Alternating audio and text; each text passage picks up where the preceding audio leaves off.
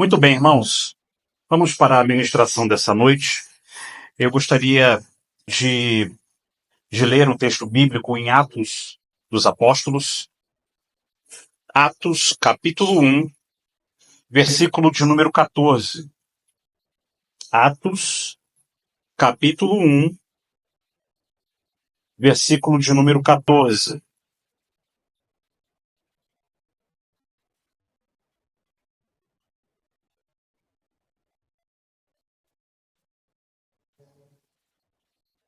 O tema do sermão dessa noite é uma pergunta, uma indagação, muito breve e muito simples. O tema é: por que orar? Nós vamos, no decorrer dessa ministração, entender por que necessitamos de orar a Deus. Atos dos Apóstolos, capítulo de número 1, versículo de número 14. Diz assim a palavra de Deus: todos estes perseveravam unanimemente em oração e súplicas com as mulheres e Maria, mãe de Jesus, e com os seus irmãos. Oremos. Pai justo e santo, nesse momento nós estaremos meditando na tua palavra. Pedimos humildemente ao Senhor que, através do teu Espírito Santo, sejamos iluminados para compreender a Sagrada Escritura, o texto inspirado pelo teu Espírito Santo. Que o Senhor nos capacite a compreender as verdades que estaremos meditando nessa noite. E que, acima de tudo, Senhor, o teu nome seja glorificado, seja exaltado. Essa é a nossa oração, nosso pedido, que te fazemos em nome do seu Filho amado, Jesus. Amém. Muito bem. O livro de Atos dos Apóstolos foi escrito por Lucas. E esse livro, ele serve como continuação do evangelho que leva o nome de Lucas. O seu propósito é registrar o início da igreja e a obra do Espírito Santo após a ascensão de Cristo, após Cristo subir aos céus. Após a sua ressurreição, antes de subir aos céus, Jesus deu uma ordem clara aos apóstolos. Em Lucas, capítulo 24, versículo 49, a parte B, eu vou ler para a gente ganhar tempo. Lucas 24, 49, a parte B do versículo. E Jesus disse aos discípulos: ficai, porém, na cidade de Jerusalém, até que do alto sejais revestidos de poder. Os apóstolos e discípulos não foram enviados imediatamente ao mundo para pregarem a palavra, a mensagem do Evangelho. Nem foram instruídos a confiar em suas próprias forças, no seu próprio intelecto. Eles foram chamados a esperar. Eles foram chamados a depender de Deus. Eles foram chamados a buscar o poder que vem de Deus. E eles fizeram isso num lugar chamado cenáculo. Esse foi o lugar escolhido para a espera que o Senhor Jesus havia dado essa ordem para eles. O cenáculo era um cômodo no andar superior de uma casa em Jerusalém. Ele era um cômodo grande, o suficiente para acomodar cerca de 120 pessoas. Nós encontramos isso em Atos, capítulo 1, versículo 15. Era bem maior do que o lugar em que nós nos encontramos. Aqui tem 84 metros quadrados. E dá cerca de 70, 80 pessoas. Se colocarmos algumas pessoas em pé aqui, talvez consigamos 100 pessoas, mas bem apertadinho. Então, esse lugar onde eles estavam reunidos para orar nessa casa, nesse cenáculo, era um lugar grande. Segundo alguns comentaristas, possivelmente era o mesmo local onde Jesus havia celebrado a última ceia e aparecido aos discípulos após sua ressurreição. Alguns comentaristas têm essa visão. Não sabemos a sua localização exata, a localização do cenáculo. Mas fica claro que ali eles estavam reunidos com um só propósito.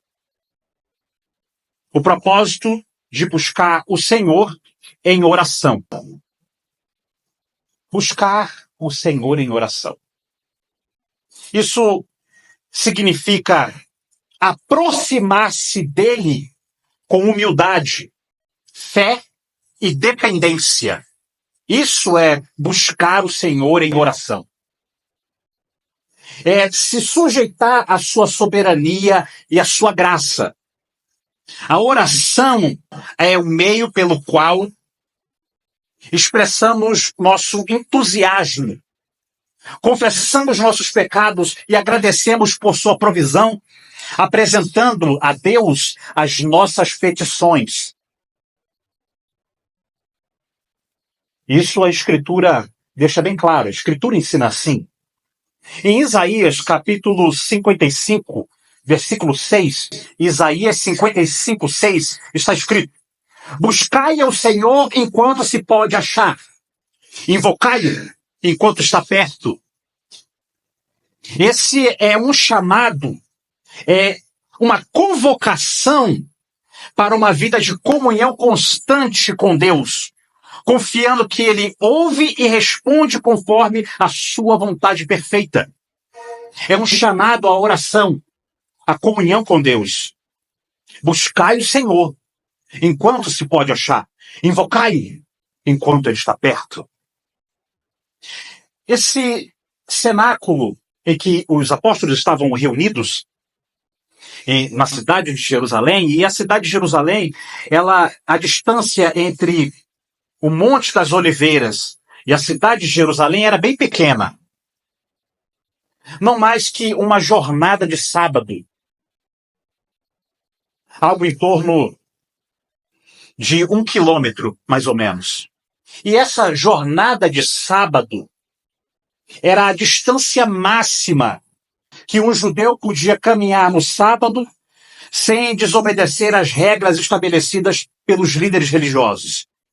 Essa distância em que os judeus poderiam caminhar no sábado, porque eles não poderiam fazer muitas coisas no sábado, era cerca de 900 a 1.100 metros, um pouco mais de 1 quilômetro. Era o que os judeus poderiam caminhar no dia de sábado.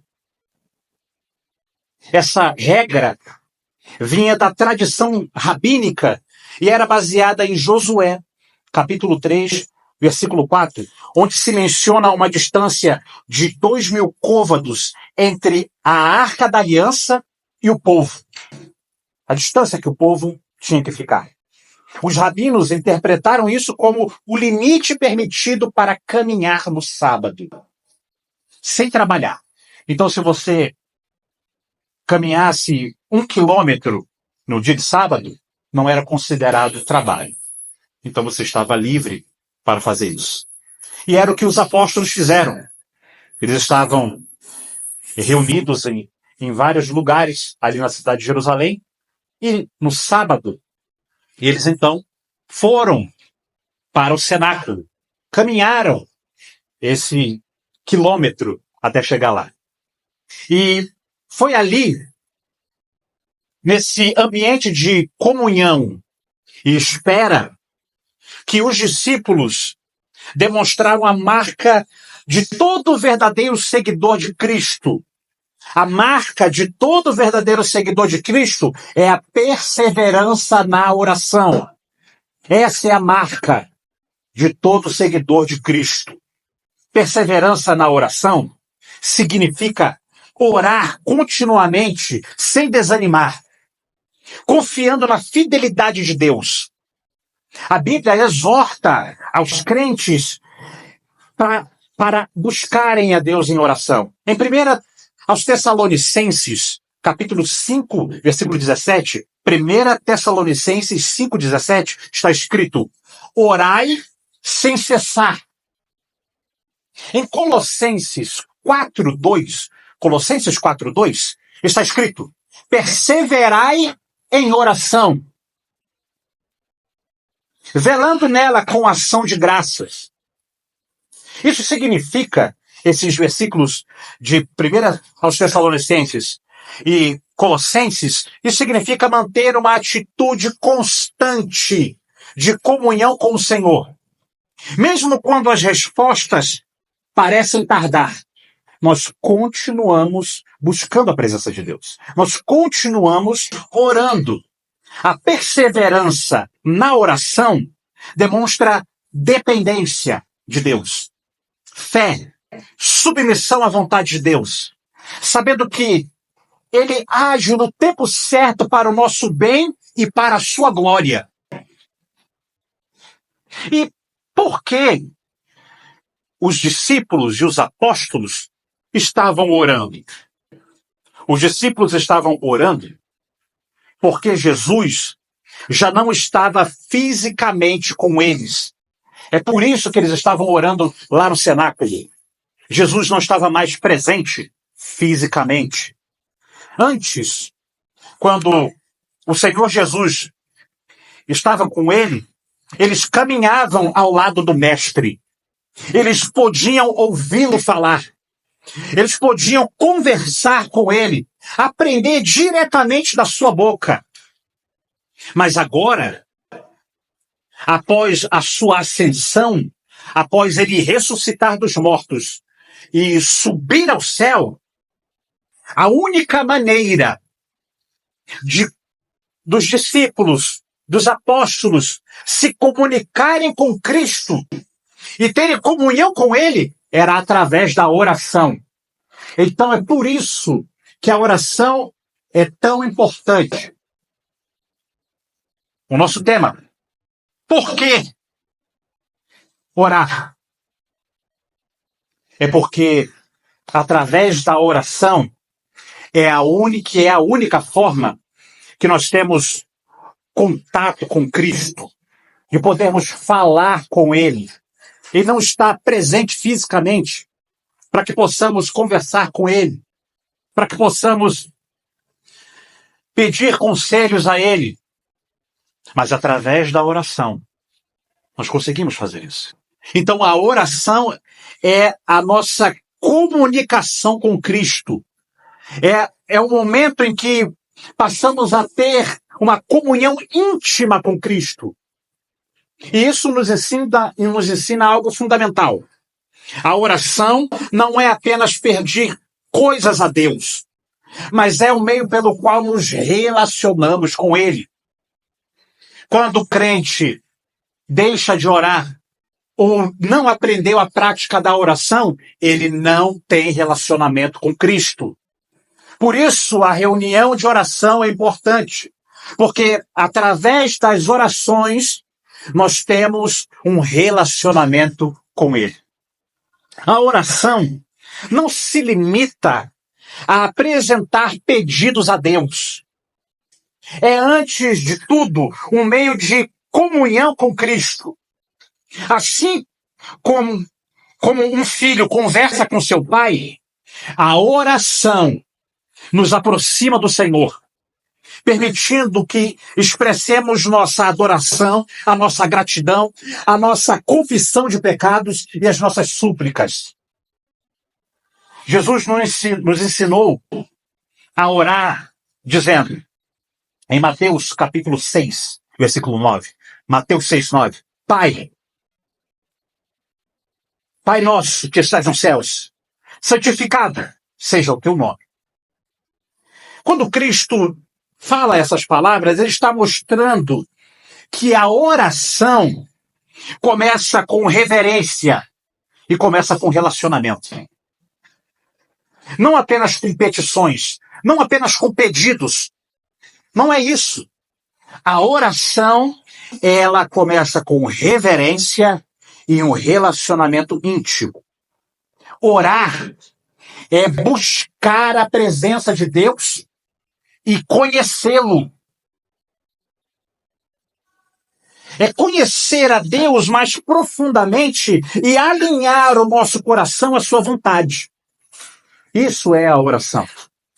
A igreja primitiva, a igreja dos apóstolos, a igreja do primeiro século, entendeu que sem essa conexão com Cristo, através da oração, eles estariam sozinhos e sem direção. Além disso, Jesus havia prometido enviar o Espírito Santo. Eles não estavam orando para que essa promessa se cumprisse, pois isso já estava garantido. Cristo já havia falado. Em vez disso, eles estavam lá no cenáculo, buscando força, consolo e discernimento para os dias maus que viriam. Eles sabiam que a caminhada cristã não poderia ser vivida sem uma dependência constante de Deus. E aqui nós aprendemos algo crucial da vida cristã. Quando Jesus andava com eles, os discípulos nunca pediram: Senhor, ensina-nos a pregar. Os discípulos nunca pediram isso a Jesus. Mas eles pediram: Senhor, nos ensina a orar. Em Lucas, capítulo 11, versículo 1. Lucas 11, 1. Isso nos mostra que o poder não está na eloquência do homem, na eloquência do pregador, mas na dependência de Deus, que é dono de todo o poder. Muitos desejam pregar, mas pouquíssimos desejam orar. É por isso que as reuniões de oração nas igrejas são vazias. Porque muitos desejam pregar, muitos desejam falar, mas poucos desejam ter essa intimidade com Deus. Muitos querem falar aos homens sobre Deus, mas poucos querem falar com Deus. O maior privilégio que nos foi dado é entrar diante do trono da graça. Esse é o maior privilégio que nós temos como cristãos.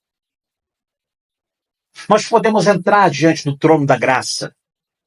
Nós podemos orar ao Senhor, entrar diante da presença de Deus através do sacrifício de Cristo, através do sangue do Cordeiro. E então eu faço algumas perguntas a você.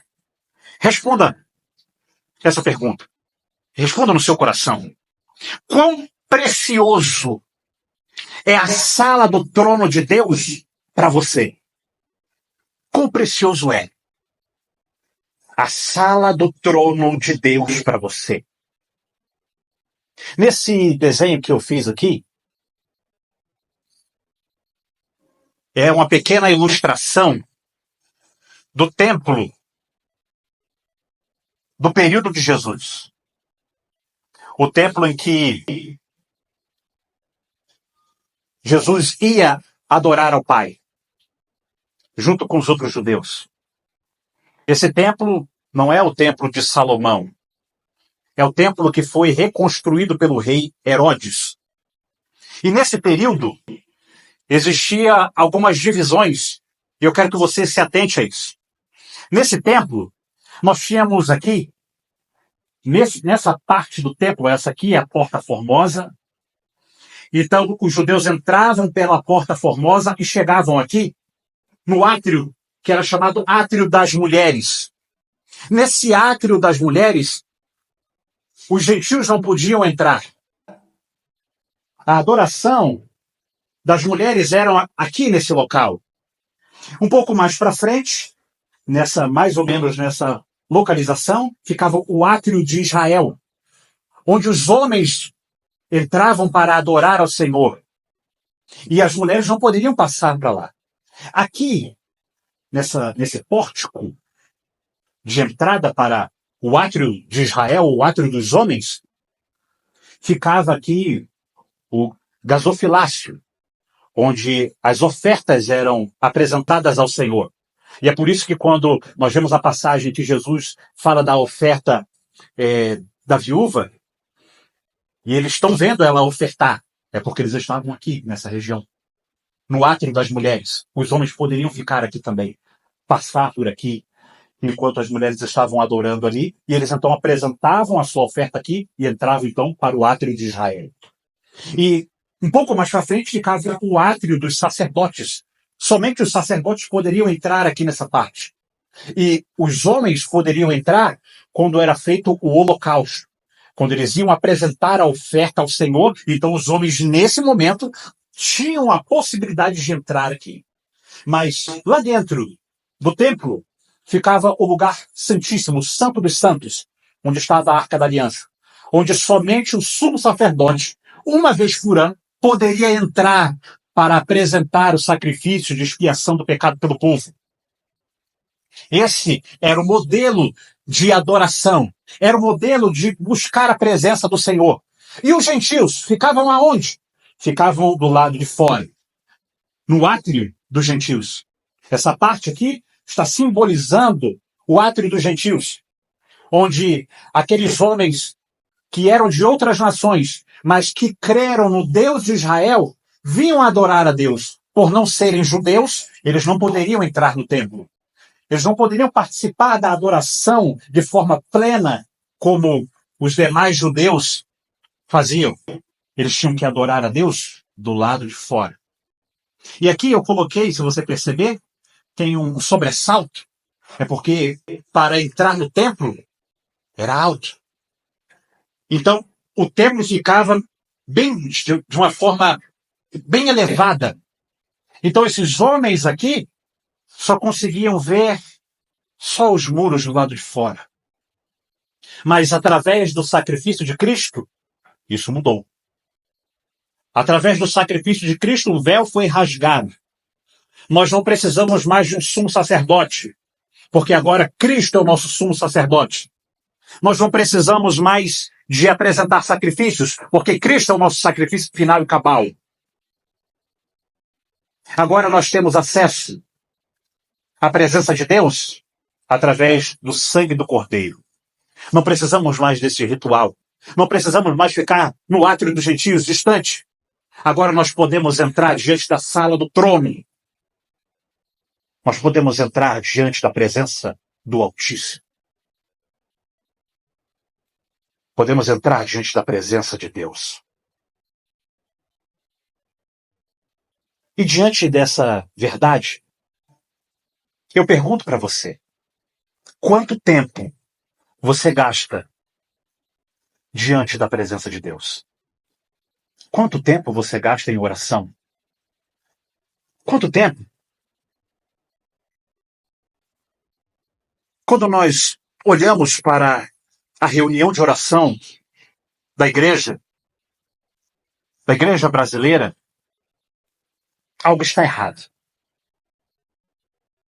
E não só na igreja brasileira, mas com o cristianismo de hoje.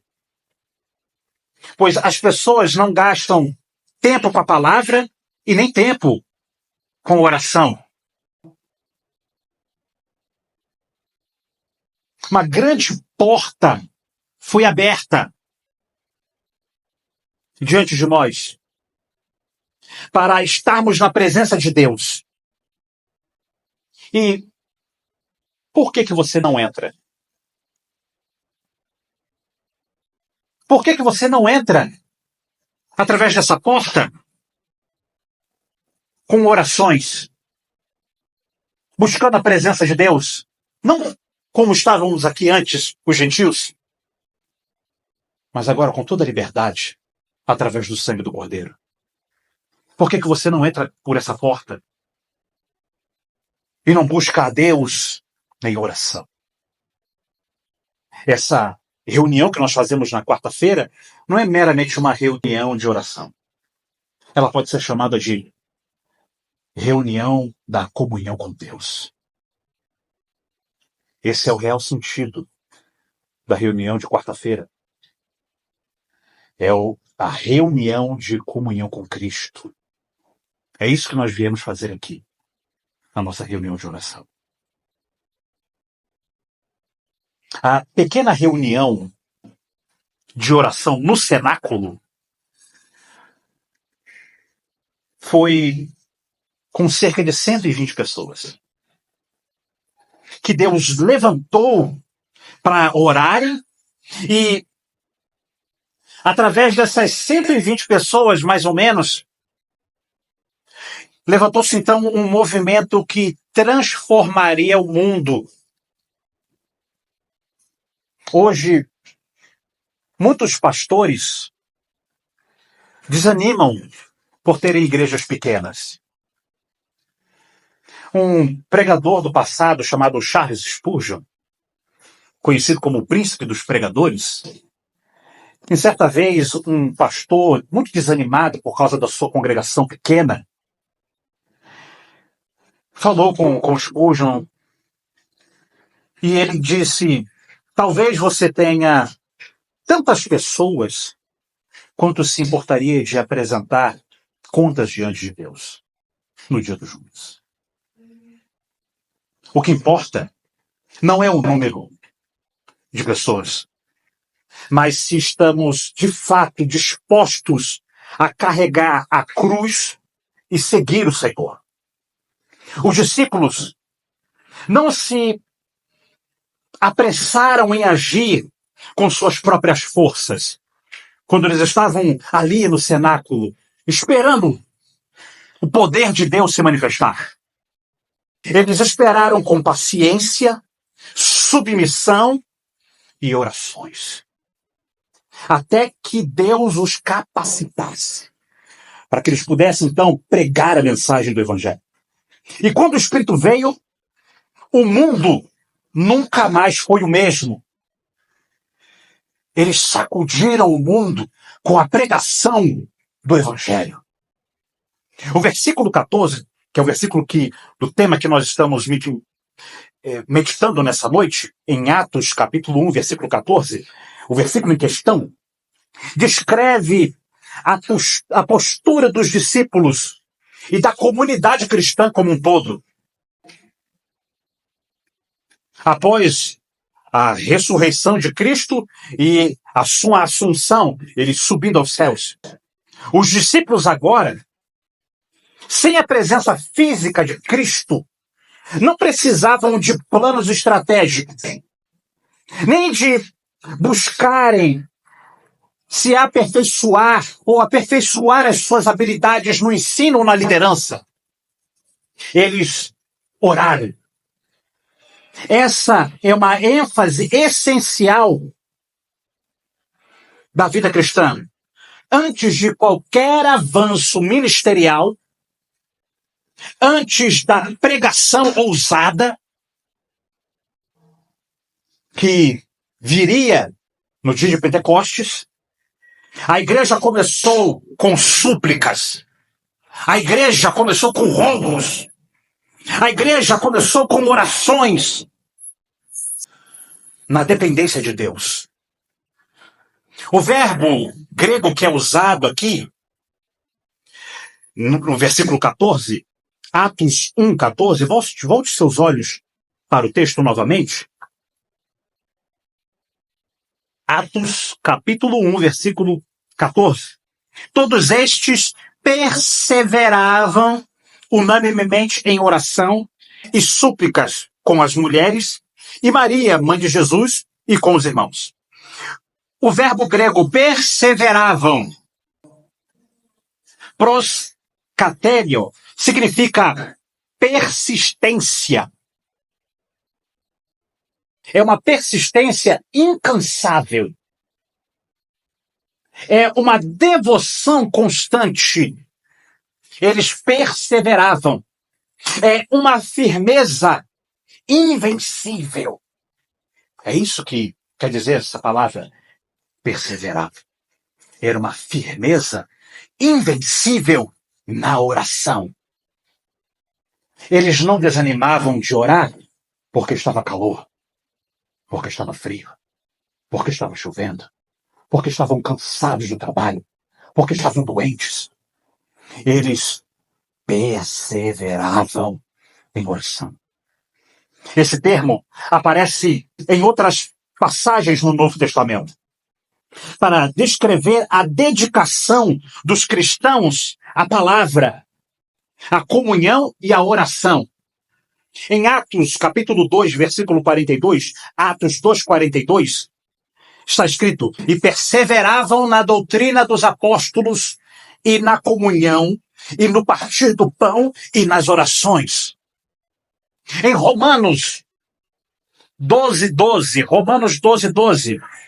está escrito: alegrai-vos na esperança, sedes pacientes na tribulação, perseverai na oração. Isso nos ensina que a oração não era algo esporádico, que a oração não era algo que eles faziam quando dava vontade, que a oração não era algo casual na vida da igreja primitiva, na igreja dos apóstolos, mas era um compromisso ininterrupto. A igreja toda se reunia. A igreja estava com uma convicção de que precisavam buscar a presença de Deus. Então eles se reuniam para orar, para buscar a presença de Deus, para orar uns pelos outros. Eles perseveravam. O nosso texto ainda diz: todos estes, os apóstolos, os discípulos, perseveravam unanimemente. Isso unanimemente, indica uma harmonia profunda, uma unidade sincera de propósito e mente. Todos eles tinham a mesma convicção: nós precisamos buscar a presença de Deus. Não havia divisão entre eles. Não havia murmurações entre eles. Quarta-feira, eu tenho que ir para a oração. Eles não tinham isso. Eles estavam unânimes. Eles estavam em harmonia profunda. Eles estavam numa unidade sincera. Eles estavam com um só coração voltado para Deus. Voltado para buscar a presença de Deus. Esse termo, unanimemente, é usado repetidamente em Atos dos Apóstolos para enfatizar a união da igreja. Em Atos 2:46, está escrito, Atos 2:46, e perseveravam unânimes todos os dias no templo, e partindo o pão em casa, comiam juntos com alegria e singeleza de coração. Isso nos lembra de que nós precisamos fazer não somente as nossas orações individuais, mas nós, como igreja, precisamos fazer a oração corporativa. Talvez você nunca tenha ouvido falar dessa palavra, a oração corporativa. Não que a igreja seja uma mega corporação com empresários, não é isso. A oração corporativa é a oração do corpo de Cristo. Essa é a oração corporativa. A oração do corpo de Cristo. Essa oração corporativa fortalece a comunhão dos crentes e manifesta Deus no seu meio. No meio do povo de Deus. A Bíblia ensina que os dons de sinais, como o dom de cura, foram dados aos apóstolos para confirmar a mensagem do Evangelho. Quando os apóstolos pregavam, as pessoas poderiam dizer: tá, mas esse Cristo que você falou, esse tal de Jesus, como assim ele ressuscitou dos mortos? Que prova você tem que Cristo ressuscitou dos mortos? Então os apóstolos curavam os enfermos, os cegos, os coxos, os aleijados, os surdos, ressuscitavam mortos também, para provar que o que eles estavam falando, que a pregação da morte e ressurreição de Cristo era verdadeira. Então todas as pessoas que viam esses sinais dos apóstolos acreditavam na mensagem do Evangelho. A mensagem do Evangelho era então confirmada com os sinais que os apóstolos faziam. Nós encontramos isso em Marcos, capítulo 16, versículo 20, e em Hebreus, capítulo 2, versículo 3 e 4. Marcos 16, 20 e Hebreus 2, 3 e 4. No entanto, esses dons, preste bem atenção, no entanto, esses dons não foram prometidos para todas as gerações da igreja. Com o fechamento do cânon das Escrituras e a consolidação da mensagem apostólica, os dons de cura cessaram. E eu vou explicar para você para que você possa entender. Isso significa que não existem mais nos dias de hoje pessoas com dons de curar. Então, quer dizer que Deus parou então de operar milagres? Não. Absolutamente não. Ele continua sendo soberano e responde à oração do seu povo. Então, como Deus agora age, a igreja é chamada à oração com fé, a oração corporativa. Quando a igreja se reúne, como nós estamos reunidos aqui, e há um pedido de oração, olha, o meu parente está enfermo, ele está acamado, ele está no hospital, ele está com um problema de saúde grave. Então a igreja ora a Deus e, orando juntos a oração corporativa do corpo de Cristo como igreja, Deus então ouve a oração e atende segundo a vontade dele, segundo o desejo dele. É assim então que funciona. É por isso que a oração em conjunto com a igreja é importante. Se você quer viver vidas de milagres, quer ter uma vida em que você presencia a graça, os milagres, o sobrenatural de Deus, participe das reuniões corporativas da igreja. A reunião de oração em conjunto com a igreja. Então você vai começar a ver os milagres acontecer. Porque hoje não existem mais pessoas que, como o apóstolo Paulo, pegavam um avental e levavam lá nos enfermos e ele era curado. Deus mudou seu modo operandi de agir. Agora Deus cura e faz milagres todos os dias através da oração da igreja. Por isso nós, como igreja local, não podemos negligenciar a reunião de oração, as orações em conjunto com a igreja, porque é através dessas orações que Deus manifesta o seu poder. A igreja é chamada a orar com fé, crendo que Deus pode intervir segundo a sua vontade. O apóstolo Tiago fala sobre isso no capítulo 5, versículo 14 ao 16. Tiago 5, 14 ao 16. Ele ensina que os presbíteros devem orar pelos enfermos, mas o poder está em Deus, não em um indivíduo com o dom de curar. Poder, quando Tiago fala aqui, não é que uma pessoa específica na congregação tem um dom. Isso aí tinha no tempo dos apóstolos. Mas agora, Deus trabalha com a igreja em conjunto. Quando nós, como igreja em conjunto, participamos disso, milagres acontecem todos os dias. Deus pode curar uma enfermidade, prover em momentos de necessidade e agir de forma sobrenatural. Mas isso ocorre pela sua vontade através da oração corporativa da igreja. Não por meio de pessoas que reivindicam ter um poder de cura.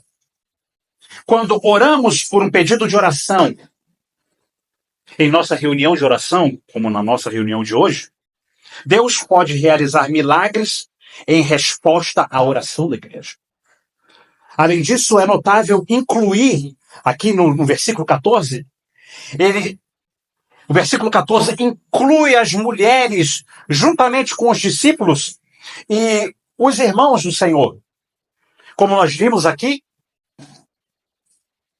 no período do templo, as mulheres não poderiam participar juntamente com os homens no culto. Os gentios tinham que ficar do lado de fora. Os sacerdotes ficavam no seu átrio, separados. Mas aqui no versículo 14, nós vemos algo diferente. Todos perseveravam unanimemente em oração e súplicas com as mulheres. E Maria, mãe de Jesus, e com os irmãos. É interessante perceber isso. Em uma cultura onde as mulheres eram frequentemente marginalizadas, o fato de Lucas destacar aqui em Atos dos Apóstolos a participação das mulheres mostra que o reino de Deus inclui igualmente homens e mulheres na busca da presença e da direção do Senhor. E diante de tudo isso que nós meditamos até agora, fica então uma pergunta: o que é a oração? O que é a oração? Existe uma cantora no meio gospel que tem uma canção, uma música, não sei se foi ela que fez ou se ela comprou essa música de alguém, mas a música dela diz assim: Deus não rejeita oração. Oração é alimento. Quem compôs essa música não entende absolutamente nada de Bíblia. Porque a oração não é alimento. Alimento é a Escritura, a palavra de Deus. Em Lucas, no capítulo 4, na tentação do Senhor Jesus, o diabo diz para Jesus: transforme essas pedras em pães.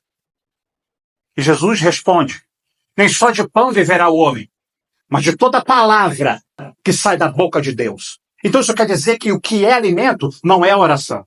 O que é alimento é a palavra de Deus, a Sagrada Escritura. A oração é o meio pelo qual nós nos comunicamos com Deus. Isso é a oração.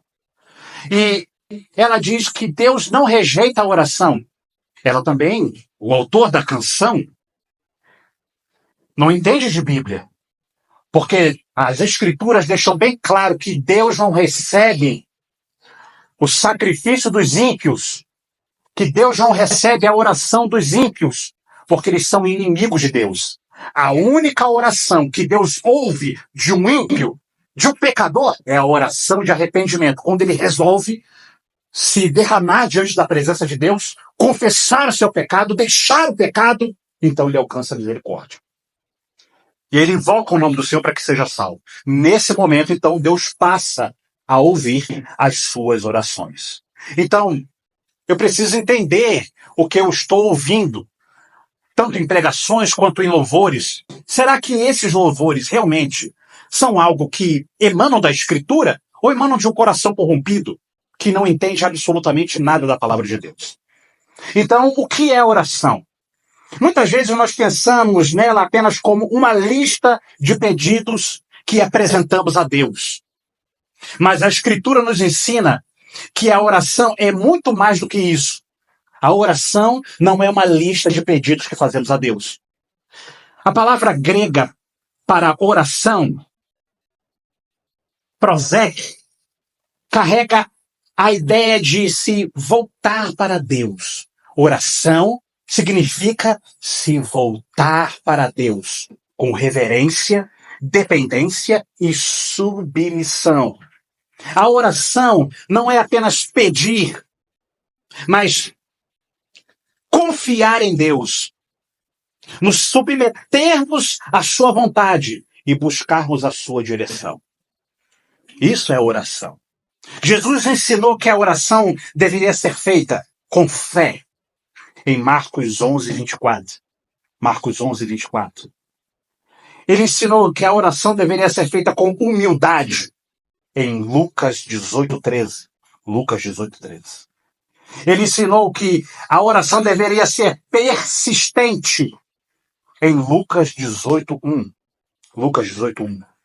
Jesus ensinou que a oração, ela deve ser feita com submissão à vontade de Deus, em Mateus 6:10. Mateus 6:10. A oração não muda a vontade de Deus. Deus é imutável, é um dos seus atributos, ele não muda. Mas a oração nos transforma para que desejemos e façamos a vontade de Deus. É isso que a oração faz. Ela faz. E a nossa conclusão dessa noite, para irmos para uma segunda fase do nosso estudo de hoje, que é um estudo diferente do que nós fazemos aqui nos nossos dias.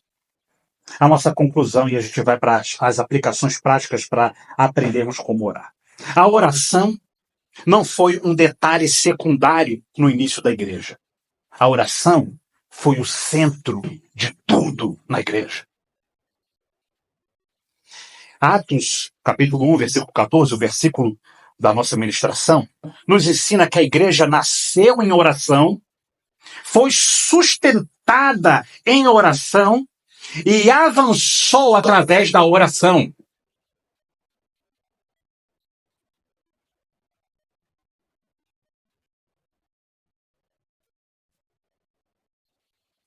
Se queremos ver Deus agir de forma poderosa na nossa geração, devemos abandonar a autossuficiência e nos prostrar diante de Deus com perseverança, unidade e humildade. É isso que o versículo 14 ensina. Perseverança, unidade e humildade.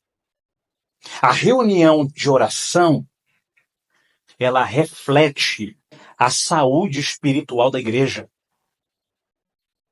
Quando nós visitamos uma igreja e chegamos numa reunião de oração e encontramos a reunião de oração cheia de gente, como a reunião que era feita em Londres, no Tabernáculo Metropolitano, onde o pregador Charles Spurgeon tinha uma reunião de oração que havia 12.000 pessoas reunidas na reunião de oração no Tabernáculo Metropolitano.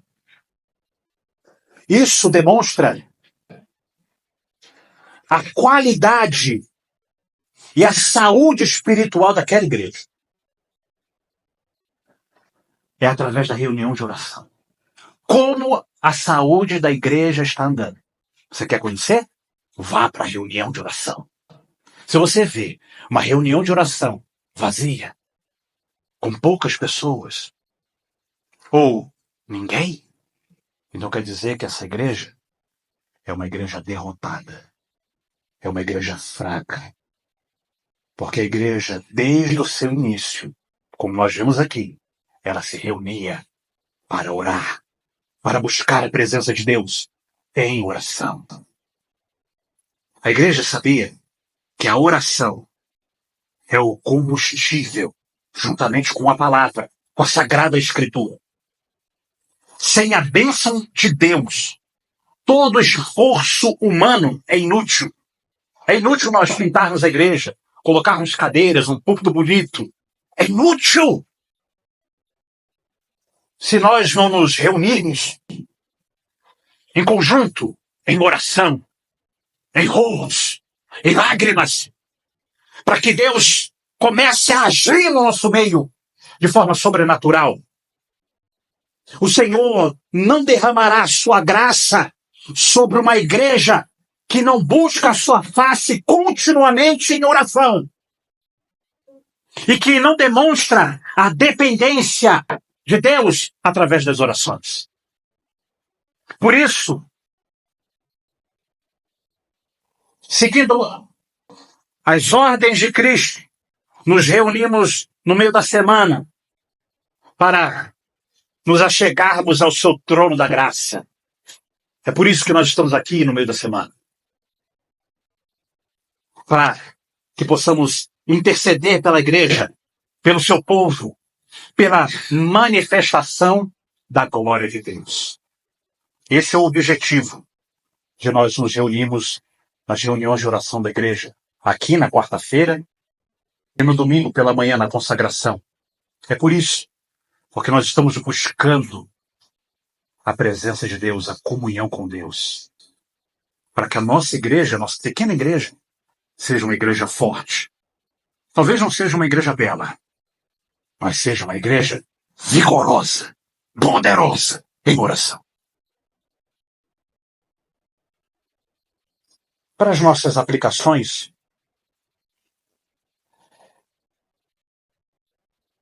e aí a gente encerra aqui, coloca uma vírgulazinha no sermão, e nós vamos então para a parte prática, como é que as diretrizes práticas para a reunião de oração. Como nós, como igreja, devemos orar quando estivermos numa reunião de oração. Aqui ou em qualquer outra igreja que nós formos visitar. Bom, primeiro, devemos manter o foco ao orar. Essas são diretrizes práticas para a reunião de oração. Como você deve se portar em uma reunião de oração. Bom, primeiro, devemos manter o foco ao orar,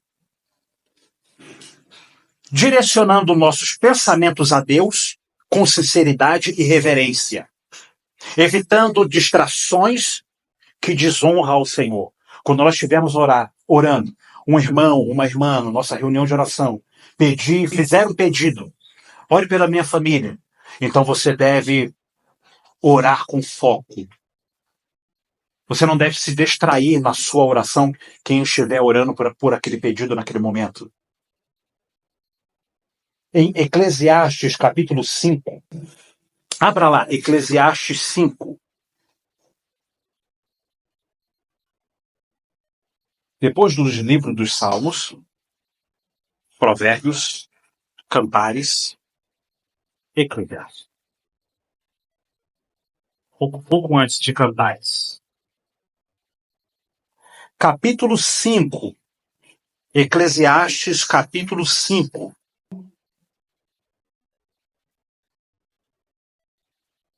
Depois de Provérbios. Versículo 1 e 2 vai dizer assim, eu vou ler para a gente ler até. Guarda o teu pé quando entrares na casa de Deus, porque chegar-se para ouvir é melhor do que oferecer sacrifícios de tolos, pois não sabem que fazem mal. Não te precipites com a tua boca, nem o teu coração se apresse a pronunciar palavra alguma diante de Deus, porque Deus está nos céus e tu estás sobre a terra. Assim sejam poucas as tuas palavras. Então, tome cuidado quando você estiver orando. Ore com foco. Não perca o foco daquela oração. Segundo, a oração deve ser clara e compreensível, sem pressa, para que todos possam acompanhar de forma séria e profunda. Nós fazemos assim. Alguém tem um pedido de oração? Eu tenho. Fale seu pedido. Ore pela minha família. Então nós falamos, qual dos irmãos pode orar pelo pedido do irmão tal? Eu posso. Então o irmão vai orar. Se você for orar, então ore de forma clara, compreensível, com a voz alta. Nosso salão é um pouquinho grande, então ore com a voz alta, para que todos possam ouvir o que você está falando. Sem pressa, para que todos possam acompanhar de forma séria e profunda. Porque quando você estiver orando, os demais estão ouvindo a sua oração, eles estão acompanhando como se fossem as suas próprias orações. Uma terceira aplicação. Evite expressões incomuns ou pessoais, orando de forma sincera e natural, com humildade. Ou se você usa uma expressão regional lá do seu estado, eu sou do Rio de Janeiro, tem expressões lá do meu estado, na hora que eu vou orar aqui eu não uso essas expressões.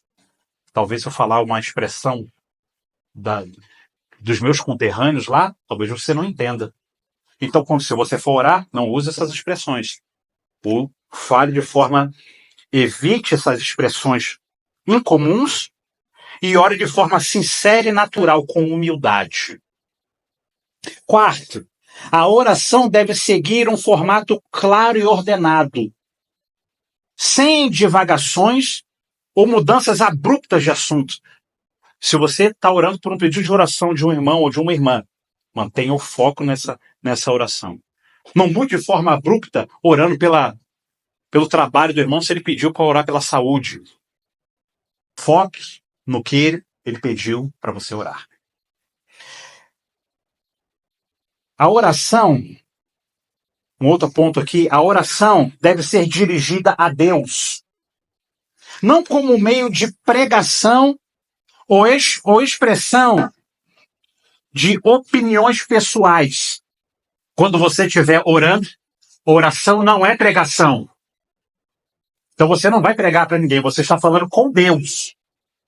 Não está falando com os irmãos que estão aqui. Quando nós estamos orando, falamos diretamente com Deus. Então a oração não é pregação. Sexto, não devemos dar avisos a Deus, mas focar nas essências do pedido, evitando detalhes desnecessários. Então, quando eu estiver orando, eu não devo dar aviso. Senhor, lembra daquilo lá? Não preciso fazer. Deus é onisciente.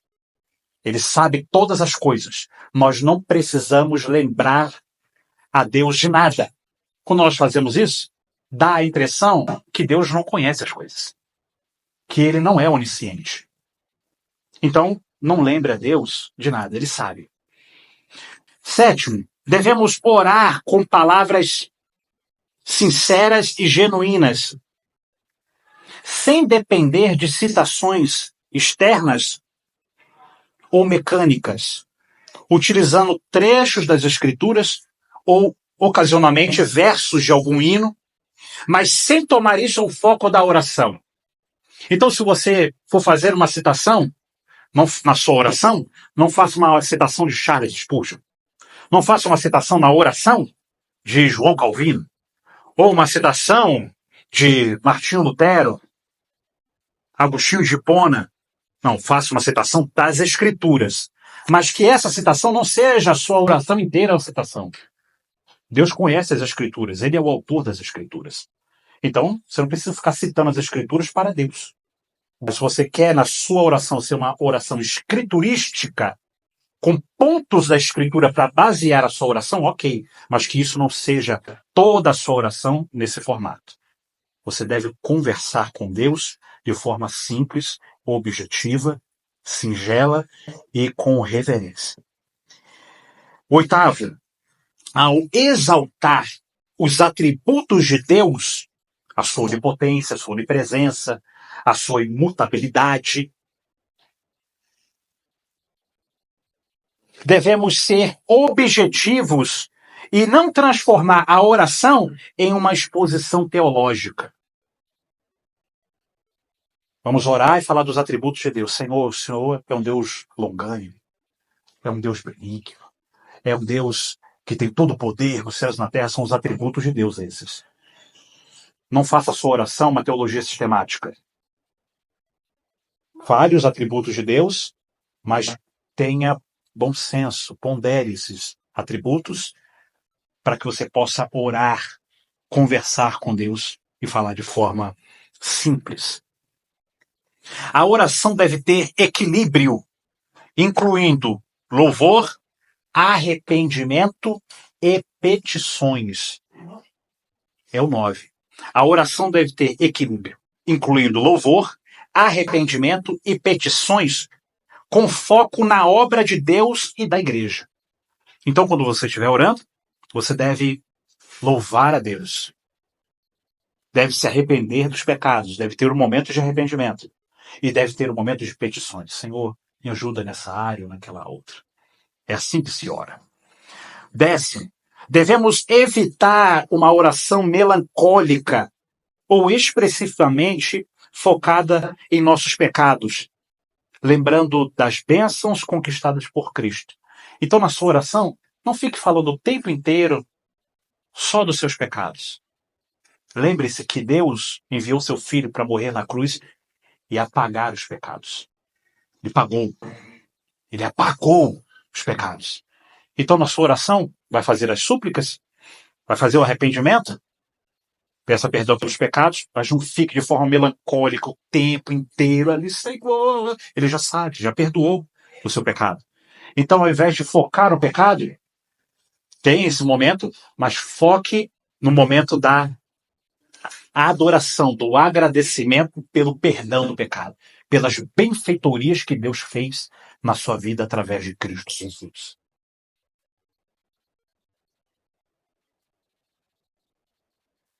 Devemos orar sem um tom de frustração ou descontentamento, reconhecendo a soberania de Deus. Se for orar, não ore com a voz chateada.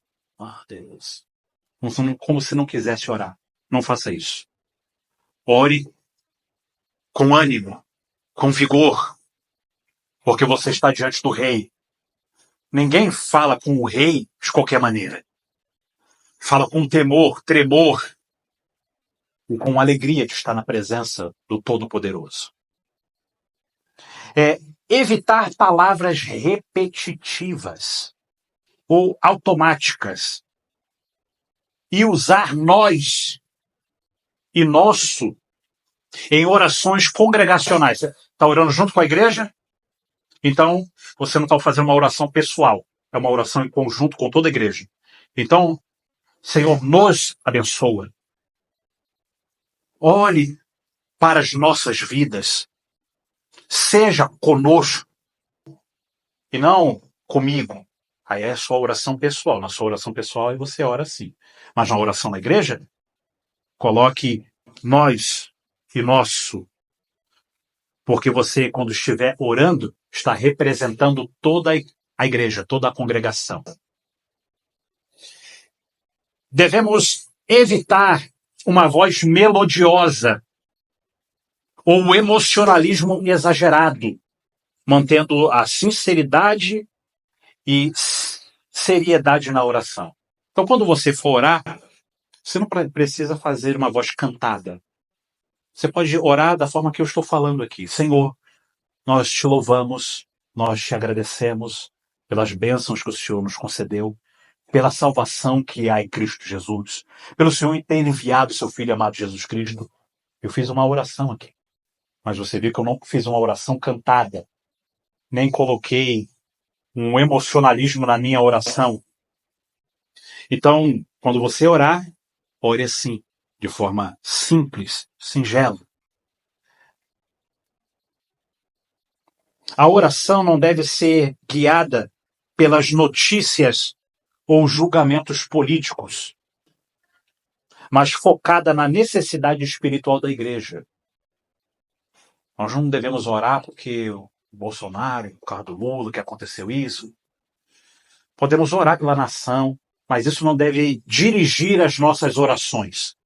As orações devem ser focadas na vida espiritual da igreja. Evite repetições excessivas, garantindo que a oração seja objetiva e clara. Mesmo que diversos participantes da oração abordem o mesmo tema, numa pandemia. Todo mundo estava pedindo por um parente que estava comprando lá, estava com enfermo, estava com corona, com alguma coisa assim. Estavam fazendo os mesmos pedidos, ok. Mas eu devo evitar ficar fazendo o mesmo pedido, porque Deus é onisciente, Ele já sabe. Então nós oramos a Deus, e agora nós apresentamos esse pedido a Deus nessa reunião de oração. Pode ser feito na próxima reunião de oração, pode ser repetido esse mesmo pedido. Agora, o que nós precisamos aqui é evitar as repetições excessivas, porque Deus ele é onisciente. Bom, para a gente ir caminhando para o final, não devemos orar contra pessoas. A oração não é um meio de vingança, uma vingança espiritual, ou confronto direto com as trevas, deixando o julgamento nas mãos de Deus, como os apóstolos fizeram. Então a oração não é um meio de me vingar de alguém. Quando eu estou orando, eu estou conversando e falando com Deus. Então, eu devo ter cuidado com as minhas palavras.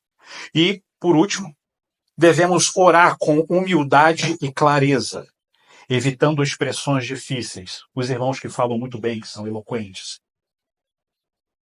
Quando você estiver orando, você deve restringir o seu dom de eloquência e falar de forma simples.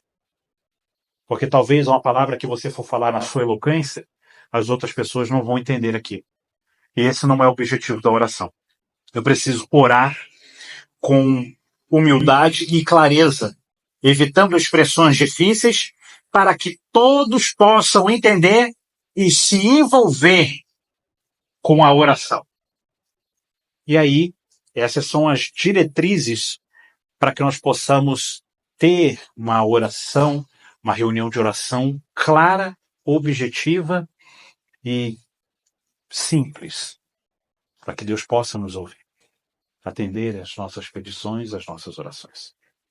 Eu vou deixar lá no nosso grupo, no grupo da igreja, fixado um guia para a oração de 1 hora. Eu fiz um guia para que você possa aprender a orar 1 hora. Aí você vai pegar esse guia em casa. Não é para você seguir passo a passo, aqui são exemplos que eu deixei, e eu já testei aqui na nossa consagração, umas 3 ou 4 consagrações aqui pela manhã no domingo, das 8 às 9 da manhã, eu usei esse guia de oração para testar, para ver o que seria bom para vocês. Porque alguns irmãos conversaram comigo, falaram que tem dificuldade na oração de concentração. Quando estão orando, começam a divagar os pensamentos e não conseguem focar na oração. E isso não pode acontecer. Então, com esse cronograma, esse guia para a oração de 1 hora, você vai orar 10 minutos por sua vida. Aí você vai orar mais 10 minutos pelo seu casamento. E aí, nesses 10 minutos, vou dar um exemplo aqui. Depois vocês olham no grupo da igreja. Oração pela sua vida. Você vai orar 10 minutos. Primeiro, você vai iniciar com uma adoração. Exalte a majestade e a santidade de Deus. Aí você vai fazer isso do seu jeito. Senhor, eu te glorifico, eu exalto o teu nome. Um exemplo. Reconheça a sua total dependência de Deus para tudo. Aí você vai, Senhor, eu dependo do Senhor para respirar, para viver, o meu coração bater. Aí você se derrama na presença de Deus da tua forma. Você vai ter momentos de confissão. Peça a Deus que sonde o seu coração e revele pecados ocultos. Senhor, sonda o meu coração. Se há alguma coisa no meu coração que eu não percebi, mas que desagrada o Senhor, me mostre, para que eu me arrependa desse pecado, confesse o pecado e deixe o pecado e alcance a misericórdia do Senhor. E aí você vai orar dessa forma. Clame por purificação e crescimento espiritual na santidade. Súplicas. Peça por um coração quebrantado e sensível à voz do Espírito Santo. Ore por sabedoria, discernimento e amor à palavra de Deus. Busque graça para vencer tentações e viver uma vida piedosa. E por último, dentro desse campo de oração pela sua própria vida, gratidão. Agradeça pela salvação, pelo perdão dos pecados, pelo sustento diário. Louve a Deus pelo seu cuidado e sua misericórdia constante. Então, aqui são os exemplos de como que você vai fazer as suas orações. Assim, com esse cronograma, você vai se ajoelhar lá na sua casa, ou sentado, se você não consegue se ajoelhar. Você vai pegar o cronograma, que vai estar lá no grupinho da igreja, você vai clicar nele, aí vai estar lá, oração por sua vida. E aí você vai aqui, ó. Mas eu vou estar com os olhos abertos, não importa. Nós podemos orar sentado, em pé, deitado, com o olho aberto, com o olho fechado. As Escrituras deixam isso muito claro. Você pode orar lendo as Escrituras, lendo e orando. Então, é muito tranquilo você também ler com esse cronograma para te ajudar. Isso aqui não é para ser uma muleta, para você ficar com uma muleta de oração. Não. Isso é para te ajudar a ter os primeiros contatos com uma oração. para você aprender a fazer uma oração de 1 hora, para passar 1 hora com Deus. Talvez você não vá conseguir fazer essa 1 hora, mas comece então com uns 10 minutos, de 10 em 10, com certeza. Você vai chegar num momento em que você, quando você perceber, já passou mais de 1, 2, 3 horas em oração, buscando a presença de Deus, desfrutando do privilégio que Ele nos concedeu, de entrar diante da presença dEle e sermos ajudados em tempo oportuno. Vamos orar? Vamos agradecer. Pai justo, te damos graça pelo privilégio de podermos orar ao Senhor e de meditar nessas verdades que aprendemos nessa noite. Pedimos humildemente que o Senhor nos conduza a uma vida cristã saudável. Que o Senhor nos conduza através da Escritura e pelo poder do Teu Espírito Santo a vivermos vidas santas, vidas retas, vidas que realmente agradam ao Senhor. E tudo isso começa com a leitura e uma vida de oração. A leitura das Escrituras e uma vida de oração. Nos ajuda, Senhor, a vivermos essa intimidade mais profunda com o Senhor através da oração. Nos ensina a orar. Nos ensina a buscar a Tua presença. Coloca um desejo no nosso coração de estarmos mais próximos do Senhor. Nos afasta do pecado. Nos afasta de toda a imundície deste mundo. E nos faz viver a plenitude da Tua graça em oração, em súplicas, em rogos, em lágrimas diante da Tua presença. Nos ajuda, Senhor, a viver uma vida espiritual sadia. Que a nossa igreja seja uma igreja forte, vigorosa, como a igreja que nós aprendemos aqui em Atos dos Apóstolos, capítulo 1, versículo 14, em que os apóstolos estavam orando unânimes com as mulheres, com os discípulos, todos buscando a Tua presença. Que nós possamos fazer assim também na nossa igreja. Que nós possamos ter essa convicção no nosso coração de que necessitamos da Tua graça, que necessitamos das Tuas misericórdias, que necessitamos da Tua presença, que necessitamos da Tua direção e que, através da oração individual em nossas casas e da oração corporativa com a congregação, com o Teu povo, nós poderemos viver milagres, viver o sobrenatural do Senhor de forma inexplicável e possamos então nos regozijar na Tua presença. Nos ajuda, Senhor, a sermos como os apóstolos, como os discípulos, que orarem, unânimes, constantes, para a glória do Teu nome. Esse é o nosso pedido, a nossa oração, que humildemente te fazemos em nome do Seu Filho amado Jesus. Amém.